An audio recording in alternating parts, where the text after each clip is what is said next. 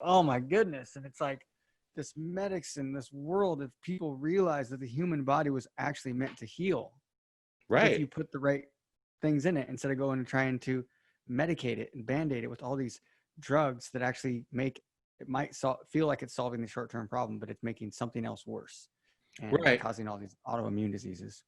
Well, it's ever since the 60s, we have had this onslaught of what we call the standard American diet now. And that has just made us sicker and fatter and taken us away even more, because if we're sick, we are no longer spiritual. We are no longer thinking deeply. If you want a controllable population, you make them sick with the food they eat. And there's been several acts enforced by our government that has ensured that these things happen. And like your friend Chris and myself, we eat what God gave us. And to eat naturally, we eat plants and grains and things like that. And it's amazing what happens when you don't put things in your body that stay in there for up to 2 weeks and rot. And it's amazing how much better your immune system works, and how much better your collagen system works, and your blood system, and etc. when you eat the things that God gave us to eat. And people will argue that point all day long, and that's a whole segment in itself. Yeah. But when I discover issues in people, I'm battling those cultures. So like the lady yesterday, we discovered the epilepsy. Her question to me this morning was, first she observed, oh my God, I feel free for the first time. I can think about anything. I feel amazing. And her question to me, she said, thank you. And she, quite a long email. And then she goes, if I go to the doctor with my myoclonic, will I be able to drive? And I'm going, okay, so you're having seizures that can increase with age and kill you, but you're asking me whether you can drive or not.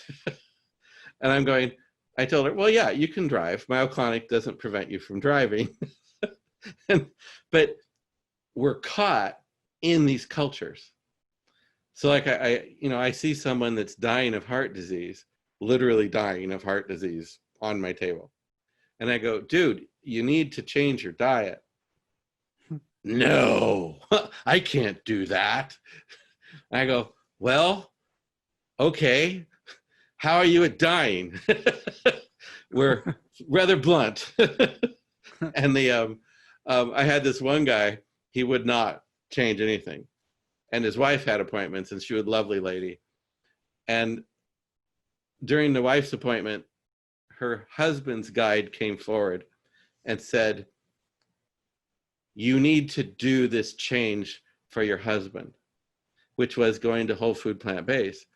And I had talked to the husband, but I hadn't had a full session with him. So I didn't know anything that was wrong with the guy. And I go, okay, so I told her this, which was very unusual for a husband's guide to come forward. And so she just changed everything. Just changed everything they ate. Didn't give him the choice. Just no choice at all. The guy had had gout for 30 years. It went away in 3 days.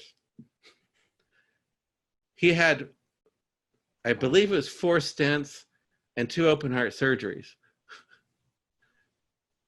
In 3 months, he was off of all medications. Blood pressure was normal. Blood sugar was normal. He was walking again. He was exercising again. And for 2 years, he gave me emails that said, thank you. And I said, I want you to take one arm and put it on your wife's back, and then take the other arm and put it on your wife's back. And I want you to squeeze and tell her, thank you.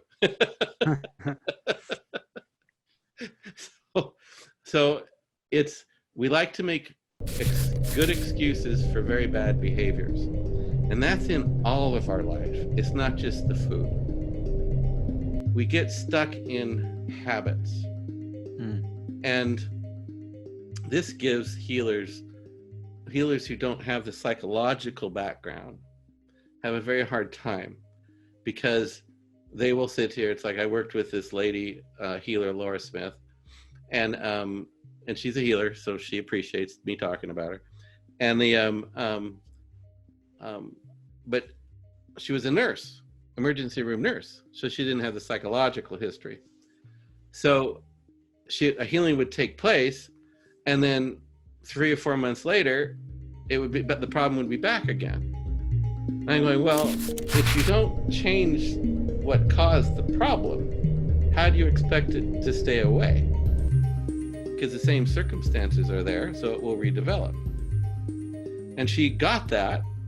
She started getting that when we were working. We worked together on clients for about 2 years. And if you don't get the answer to a person's victim, their riddle to solve their problem, they will continue in the habit, and they won't change the neural pathways in their brain, because this controls everything. The brain controls absolutely everything. And if a demon or something wants to lift your arm, it doesn't lift your arm, it stimulates your brain to lift the arm. If it wants to control you, so it's all done through your brain. And and if you don't change the brain, you're going to be in the same habit. That's why we give homework. That's why we give psychological practices to get the brain to actually lay down new neural pathways and give the person new options.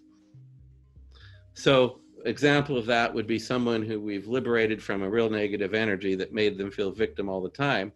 So they still think they're victim in a situation, but then we go, okay, so that neural pathway's there. It's been there for 30 years, but we got a new neural pathway now that says, oh, that's then. This is now. What's the construct today? And then that new neural pathway starts getting reaffirmed, and new neural pathways form, and pretty soon the old neural pathways literally weaken and they go away. The process is... You've got to practice it. You've got to actually put in the work. Exactly. You have to do the work to change the habit. That's what it is. It's the habit. It's the neural pathways in the corpus callosum. And so if you just remove energy and say, don't do that anymore, you're nowhere.